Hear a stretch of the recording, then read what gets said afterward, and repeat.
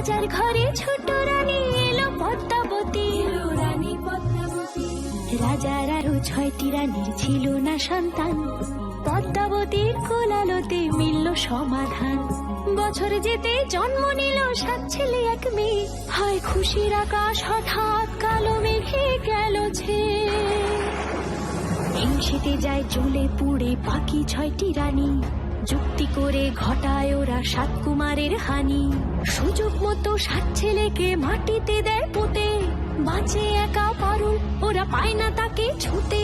ধাইমা বাজায় সেই মেয়েকে বড় করে তোলে, 7 ভাইকে পায় যে পারুল 7টে চাপা ফুলে।